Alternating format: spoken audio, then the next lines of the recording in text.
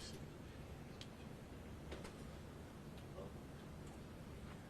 Coming out of those tuxedo t-shirts. That's what I would.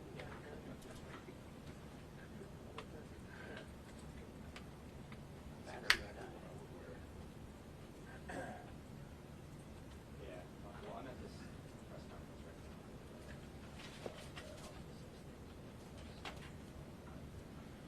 You said 30 cents I'll be later.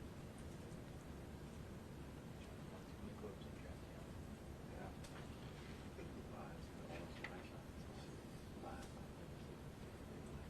Just there for my car closed for like 6 hours at 1 a.m. Yeah. Your morning show. I thought our show was on. You guys got it bad. So what do you guys do? Like, you don't get a lunch every day? Like that's says overtime every day.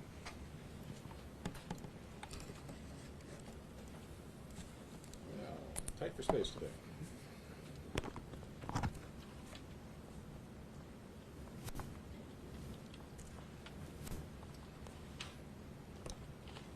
All right, bear with me. Just trying to make sure your microphones don't all fall down off the cliff here. Okay, good morning, everyone. I'm V. Paul Patel. I'm the acting United States Attorney for the Southern District of Ohio. I'm joined here with FBI Special Agent in charge, Chris Hoffman, who will say a few words here shortly as soon as I'm finished. I'm also joined with certain members of my office, some of whom I'll introduce here as well shortly. All right, let's get on with the charges. I'm here today to announce the filing of criminal charges against FirstEnergy Corporation. As you know, FirstEnergy is one of the nation's largest publicly traded and regulated electric companies. The charging document comes in the form of what we call an information, not an indictment. This is an information. Very similar, they just have different procedural requirements. The information, which is the charging document again, was filed this morning here in federal court. It charges FirstEnergy with one count, namely conspiracy to commit honest services fraud in violation of Title 18 United States Code, Section 1343, 1346, and 1349. The case has been assigned to the Honorable Timothy Black, one of the United States District Court judges here in the Southern District of Ohio, resident in Cincinnati. As indicated, the information contains one charge, conspiracy to commit honest services fraud. Let's talk a little bit about what that means exactly.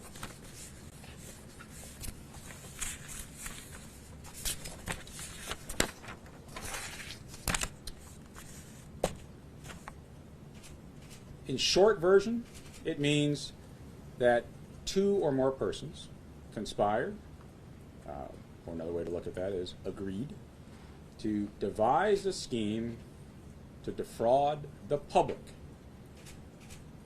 you and I, and the rest of the community. To devise a scheme to defraud the public of the right to the honest services of a public official in a very specific way. And that's through bribery or kickbacks. Okay? So there's additional elements to the offense, but that will give you a sense. Now, at the same time we filed the charges, we also filed with the court what's known as a deferred prosecution agreement. It's a form of a settlement agreement. Okay? It's just a different term that's used, but in essence, it's a settlement.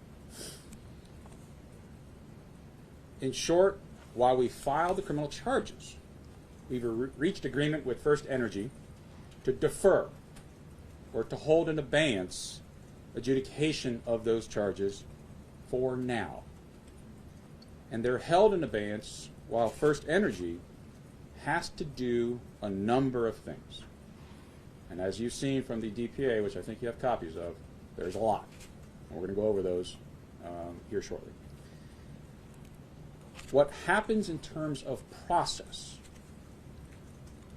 is that if FirstEnergy complies with everything on its end, then the charges end up being dismissed.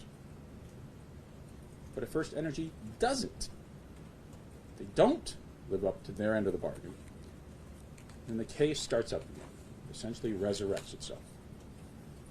And importantly, FirstEnergy is admitting that it's liable, that it's culpable for what's charged in the information. And they're admitting that long and extensive statement of facts that you've now seen. They're admitting that those facts are true and correct. And the important leverage here is that that admission and the statement of facts as well can, by way of our agreement, be used against FirstEnergy in any resurrected prosecution, if it comes to that. So the bottom line, what I'm here to explain, is that number one, charges have been filed. Number two, they're held in abeyance.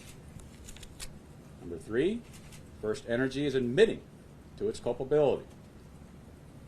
They're admitting to the statement of facts, and they have to do a number of things as set out in the agreement.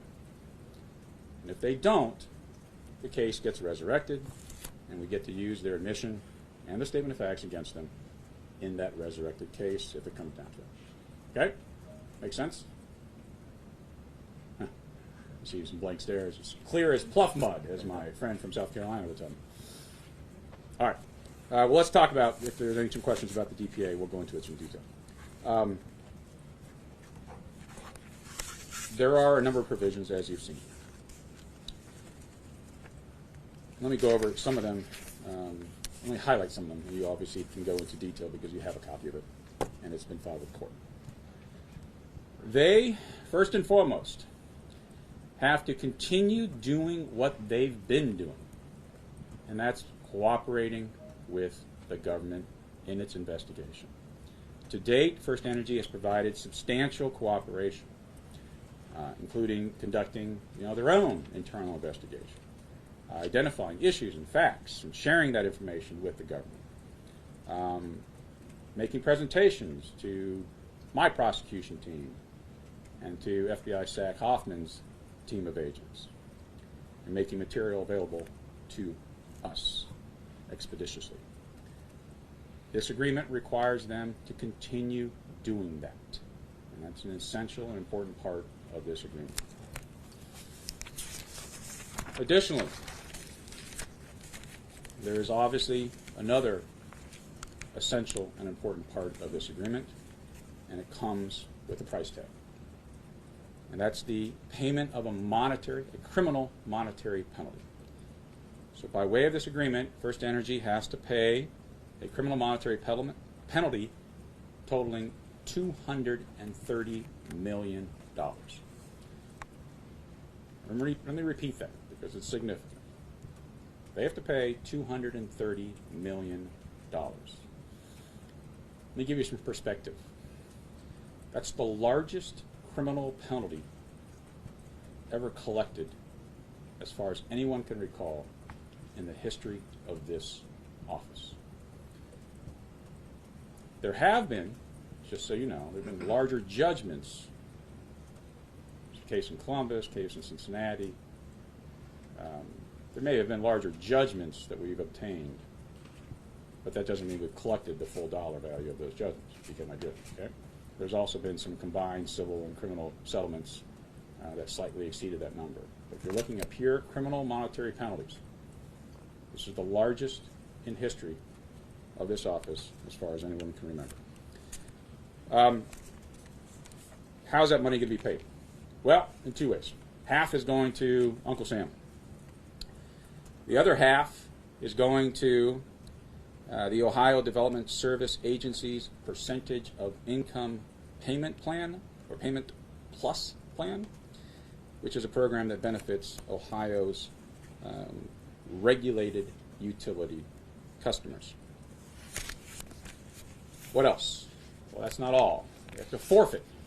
They have to forfeit certain funds, and these are funds that were seized from the Partners for Progress 501c4 accounts, and that's in excess of $6 million. So that money is being forfeited to the United States.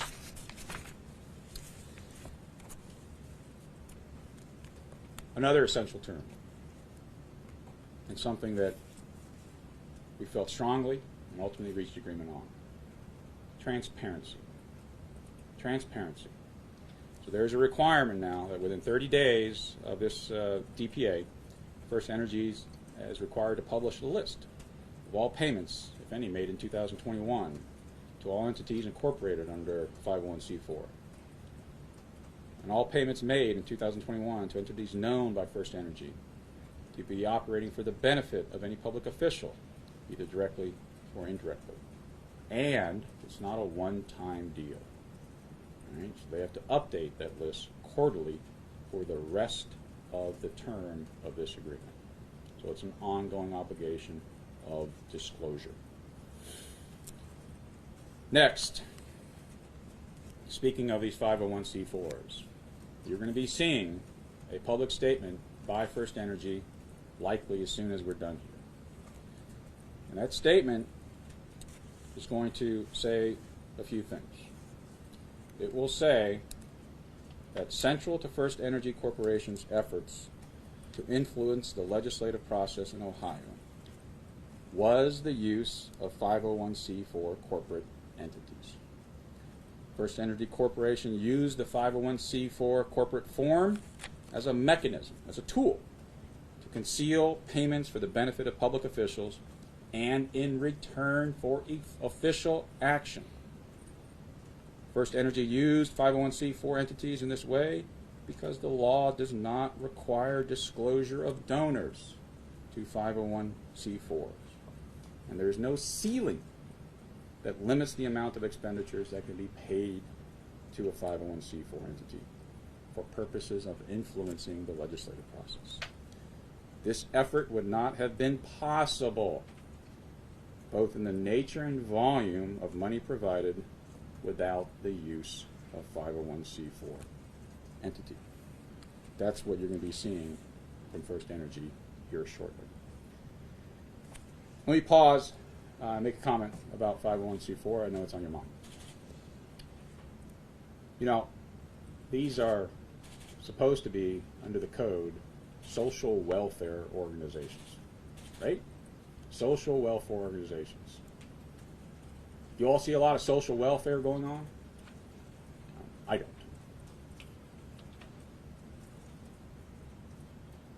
And what about these names? Why this?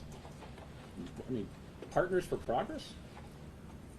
I mean, what's the partners here? The conspirators? And what's the progress that they're talking about? The progress in obtaining passage of HB 6 through bribery? We can do better. We don't need obfuscating names for our 501c4 entities in this country. I think this case highlights that fact. All right, moving on. There's a requirement for going forward to make FirstEnergy better, right? So this is a remediation or corporate compliance program and reporting requirement. And that's important because under that requirement, they're going to have to implement 4 broad categories, including employment consequences for the higher-ups. Right? So this has to impact corporate. The C-suite has to be accountable. So they have to have. There must be employment consequences for executives and employees who engage in misconduct. Enhancements to the company's compliance program, because whatever compliance program they had clearly didn't work. So it needs to get better. Improvements to the company's policies and procedures, and monetary remediation to ratepayers. And let me make a point about that. That $230 million that they have to pay, They are agreeing with us that none of that can be simply passed to all of us as utility customers. Cannot. And they are agreeing that they will not simply just pass that on to Ohioans. Next, to the extent that the company makes public statements, they are bound by this agreement. All right? So they're not allowed to conflict. And, this is not one of those deals where you sign an agreement one day and then have a press conference the next hour denying everything that you just said. Okay? So this is a lasting, ongoing thing. This also survives any changes in their corporate form. Okay? So again, you can't just sort of change their name, change their corporate structure, declare bankruptcy, and then try to avoid the obligations of this agreement. No, this survives. Now, what about us? On our side of the fence, we have obligations too. And that is, assuming that FirstEnergy, again, does all the things that they're required to do, right? And I want to emphasize that the cooperation part of this agreement is key. And what they've been doing now has brought them to the point where they are able to do a deferred prosecution. They have to continue. Assuming they do that, right? Assuming they comply with all the other obligations, ultimately, where this leads then is those charges that were filed today get dismissed. All right?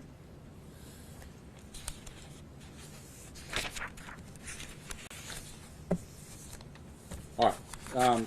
I think that review that goes over the essential terms of the agreement. We can go over more in detail if you have any questions about that. I pay specific attention to one of the exhibits, Exhibit B or Attachment B to the DPA. It outlines the minimum elements of this corporate compliance program. I talked about that this is designed to effectuate change, right? The company wants to put this chapter behind them. There's no secret about that. They want to turn a new leaf, okay? But it's not as simple as just signing a pen and then being over with. So there's obligations going forward, and one of the attachments talks about and speaks to all the minimum elements of their corporate compliance program, all right? Pretty rigorous. It's designed. It's intentional. It's supposed to be. All right. Lastly, let me take a moment here to give credit where credit is due. Right? While I'm standing here before you as acting U.S. Attorney and as the face of this office, next to me, figuratively, of course, are over 130 dedicated public servants of this office. They include assistant U.S. attorneys, paralegals, support staff, admin staff. And they also include the very two assistant U.S. attorneys who have been handling this case from day one. The two assistant U.S. attorneys who assigned this case. Their names are on the documents, and they are Assistant United States Attorney Emily Glatfelter. Emily is one of our 4 deputy criminal chiefs in the office, and she's specifically assigned to oversee the criminal division here in Cincinnati. And additionally, her co-counsel on this case has been and continues to be Matt Singer, Assistant United States Attorney Matt Singer. They've been handling this case from day one, and it's a laborious task. They, in turn, were also assisted by certain personnel, paralegals, and other support staff in our office who gave them the equal amount of dedication and service. Emily and Matt and others in my office left lucrative careers with big law firms to work for the government. Why? Why? Why would you do that? Because they're dedicated public servants, devoted to pursuing the cause of justice. And that's exactly what they and their team did here. The public should be proud of these 2 federal prosecutors and their support staff. I sure am. Let me also give a nod to my predecessors, Ben Glassman and David DeVillers. Recall that this investigation started under Ben, and the first charges arising out of this investigation were announced and brought under Dave. And let me also note, both come from very different administrations. Well, now that investigation and the prosecutions continue, now under me. But both Dave and Ben backed and supported the investigations and prosecutions, and for that we continue to be grateful. I also want to take a moment real quickly to recognize the investigating agents with the FBI and other agencies, many of who prefer to remain nameless and faceless as they do their jobs, but they're the ones who do the day-to-day laborious task of tearing down that obfuscating wall brick by brick by brick. They too are to be commended, and this is not just doing their job, this goes above and beyond. On that note, let me hand the microphone off now to Special Agent in Charge Chris Hoffman. Before I do, after Special SAC Hoffman has concluded, I will be available to answer certain questions, but about the charges, about our agreement with FirstEnergy, and the process on what to expect. Okay? What I cannot do is answer questions or comment on other entities or other persons or other investigations or prosecutions. Okay? All right. Special Agent Hoffman. SAC Hoffman. Thank you. So thank you, V. Paul. My comments will be short. I think it was about a year ago. We either indicted or arrested. When was it? Was it a year ago we did the indictment? Was it? I think today. I think a year ago today, the indictments were named for Larry Householder and his crew of conspirators. So we're here a year later, and today is another historic day. This time for corporate accountability. This is a historic public corruption investigation and therefore deserves historic remedies. And this is a historic remedy. $250 million in a collected fine is incredibly significant. If you look at the largest fines that DOJ has ever levied, you'll see BP, Horizon oil spill, so you'll see environmental cases, you'll see bank and investment firms related to the fallout of the mortgage crisis.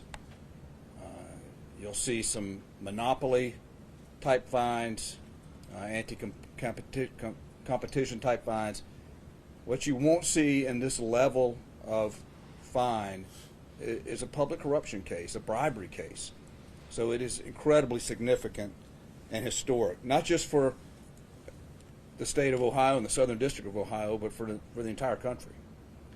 I want to thank V. Paul, Dave, and Ben, the U.S. Attorney's Office. I've worked at with a lot of attorneys' offices across the nation in my 23 years in the FBI. I've never seen a U.S. Attorney's Office more committed to prosecuting public corruption. They're good at all of it. They're good at gun cases, drug cases, MS-13, you name it. But they are really committed to public corruption. Public corruption is the #1 criminal priority for the FBI. We are uniquely experienced, trained, staffed, equipped to do these sophisticated investigations. All the work we do is important. Crimes against children, gang cases, kidnappings, bank robberies. And we have a lot of other agencies and a lot of state and local partners who help us with those types of cases. But public corruption is something that's really unique for the FBI. And I'm really proud of our office, our case agents, Blaine Wetzel and Jeff Williams, our program manager, Matt DeBlau.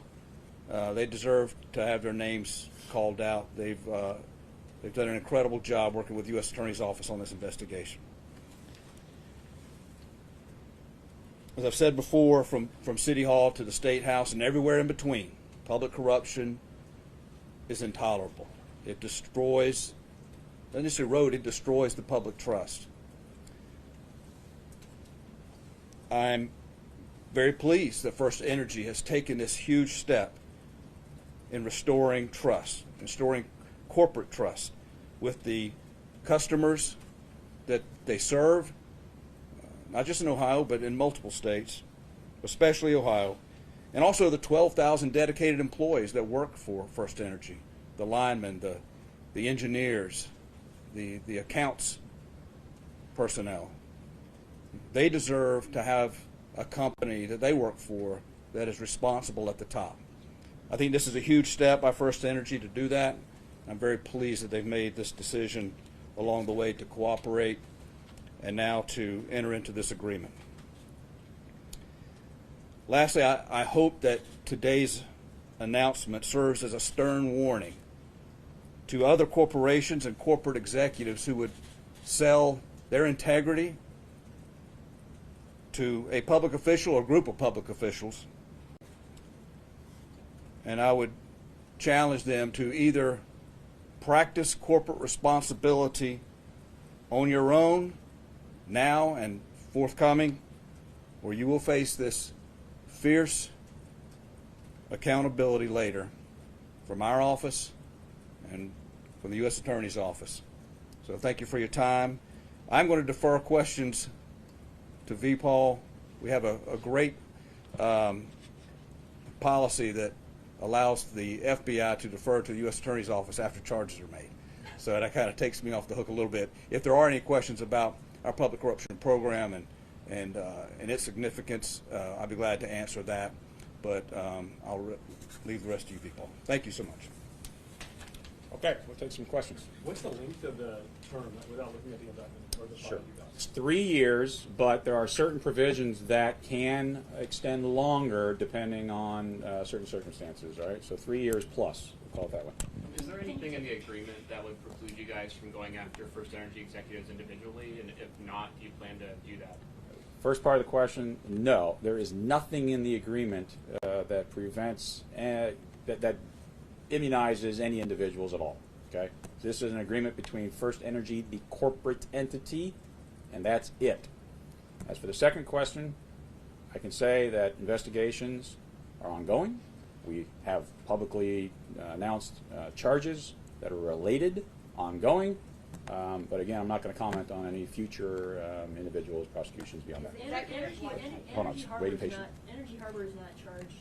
Why not? And are there talks ongoing for prosecution for Energy Harbor? They are, to answer the first part of the question, right, they're not a part of this agreement. They're not a party to this agreement. Second part, can't talk about that right now. Is Executive One Chuck Jones? Now, if we were able to just tell you who they were, we wouldn't use pseudonyms, would we, right? So I can't go there. But nice try. Thanks. Why? Well, you guys have clearly implicated Sam Randazzo in the charging documents. Why is he not being charged today? Again, not here to talk about other people or other investigations or prosecutions, focusing on FirstEnergy. Do you believe House Bill 6 should be repealed? I'm a prosecutor, right? My job is to enforce the law. Our job is to dutifully, faithfully, lawfully, and aggressively enforce the laws of our nation, to take care that the laws are faithfully executed. That's what we'll do. You tell us what the rules are, we're enforcing. What do you say to Ohioans in particular who will be skeptical of the idea that this $230 million penalty won't come out of their pockets as ratepayers and so forth? I mean, how do you even get your hands around that, and how do you do that technically within the agreement? That's it's part of the agreement. It's in black and white, okay? And obviously, that's a big term of this DPA, and so we get whiff that that's being violated. We'll be on them. So that's an essential term of this agreement. No one should be able to just sort of pass the buck off to all of us as ratepayers. The documents say that the $230 million fine is discounted based on cooperation by FirstEnergy. That's right. Working over what looks to be a lot of text messages, documents, etc. What was the starting point, though? What was the and does this exceed the fine levied against Con Ed in the Illinois case? Second question first. The answer is yes, it does exceed. On the first part, Yes, it's discounted as indicated in the agreement for their cooperation, and that's the importance. That's what I emphasize. I want to emphasize that here. That's the importance of a company coming forward and cooperating in this manner. But let me also say, there's no magic formula. You asked, is there a starting number? No, there's no magic formula. It's a negotiated resolution. If you take a look at something called a Justice Manual, it's a policy manual that Department of Justice, has to abide by, right? In there, you'll see that there are a number of factors that are set forth that we as prosecutors need to consider and take into account when we start going down the path of prosecutions against corporations. One of the factors we have to take into account, okay, is something that Zach Hoffman alluded to. Well, what impact does this have, not just on the company, but what about their employees and their customers? And so we have to take all that into account when we come up with a negotiated settlement. But ultimately, this is a negotiated resolution. There's no magic number. Last year, your predecessor said that you didn't have any information implicating the governor or anybody in the governor's office. Kind of in light of some of the details that are in today's documents, do you still believe that's the case? Can't and won't talk about other investigations, prosecutions, ma'am. Another question about your predecessor. He also said that we could expect more charges to be filed a year ago. A year from now, do you expect that we'll see even more charges? That was a great prediction if he said that a year ago today. So, yeah, a wise man there. But I can't comment about other prosecutions. Stay tuned. What about FirstEnergy? Its culture or its just lack of oversight allowed this to happen in Ohio? What about it? Well, they had a corporate compliance agreement, and I've already mentioned didn't seem to work, and so we're expecting them to do better. And I think they've taken some measures already. They're under a new management team, and they've come to the table. They clearly want to get this behind them, and so they're starting. They have already started taking the right steps, but there's more to be done. But is there a specific failure in the corporate compliance agreement? I don't think I can get to that level of detail. But yeah, something didn't work. Okay, there was something lacking. Whether that's the corporate culture from the top, whether it's the failure of checks and balances, of accountability, maybe more likely it's a mix of all that, right? It starts at the top with the corporate culture. I wanted to ask about the 4.3 million. All right, you go first, then we'll go ahead. I'm sorry. I wanted to ask about the $4.3 million payment.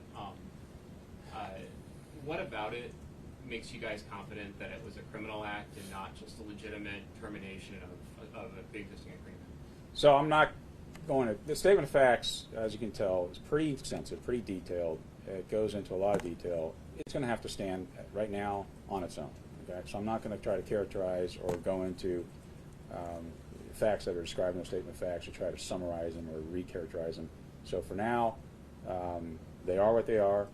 The investigation's ongoing. These prosecutions are ongoing.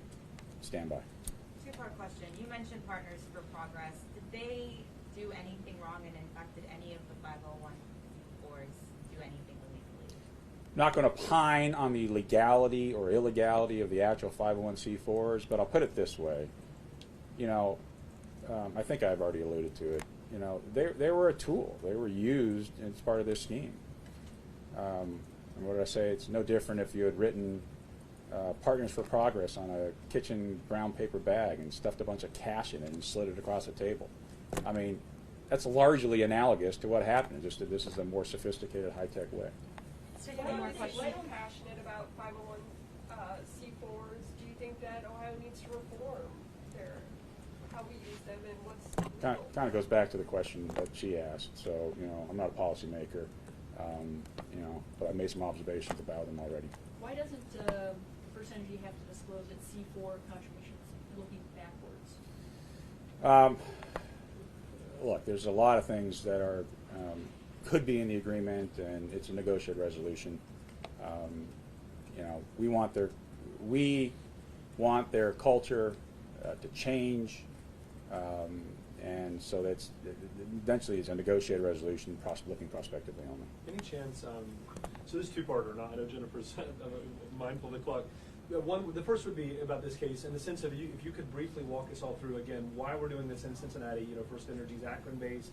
Just help those that might be watching right now, live streaming and whatnot, why we're here, whatever you can say about that. The second question, if you're inclined, there's obviously tremendous interest down here. I know you said no other cases, but that crazy incel case allegation out of Highland County. Oh. If you're remotely able to say a few words about what you can about that, because it's a huge interest down here and certainly scary in the allegations. So I'll go back to the first question briefly about why we're here, and then if you're inclined to say something. We're in Cincinnati because the investigation largely started here with FBI agents here, prosecutors here. I mean, this case had its tentacles in the entire state of Ohio. So it doesn't really. It's more of an administrative matter of actually where we end up, assigning our prosecutors and team of agents and actually filing the case. As long as it's filed within the Southern District of Ohio, anywhere, it really doesn't matter. All right, on the incel. I mean, why don't we set up a time with Jennifer maybe offline? We can talk about that And case. can we get a copy of the Hold on. One question in the back. This number, this $230 million, you say it's very significant. But do you think it's a little bit of a slap on the wrist in a way for an energy giant that makes boatloads of money every single year? Well, you saw my reaction. Why don't you go ask FirstEnergy to see if they think it's a slap on the wrist and tell me what they say. All right. Can we get a copy It's meant. Criminal monetary penalties are meant to hurt. We can't put corporations in jail, right? I don't know how you do that. Where do you go? Where do you go? How do you do that? We can't. Okay. So the principle here is trying to come up with a number that stings, okay, but doesn't annihilate. Because if we annihilate, then we got the concern that Zach Hoffman raised. What about the innocent employees and customers? Right? And so what's enough to sting? It's meant to hurt. Right? It's not to be a slap on the wrist. But also not enough that's going to drive them, drive them out of business and drive innocent employees, force them to start looking for new jobs. And one of the things, though, is maybe it doesn't hurt as much because they cooperate, right? And they cooperate substantially. And so, maybe it's a sting, but not what is it, the death wasp, whatever it is. Right, Laura Bischoff with the last question. So I wanted to know if we could get a copy of the Mount Rushmore photo, and can you talk a little bit more about that plan that public official A was launching to extend term limits? That was referenced in the deferred prosecution agreement. Okay. Can't comment, Laura, right now on any of the facts. On the photo, let's get offline, and we'll see about that. I don't know. Don't know. Okay. All right. Thank you, everyone. Especially the public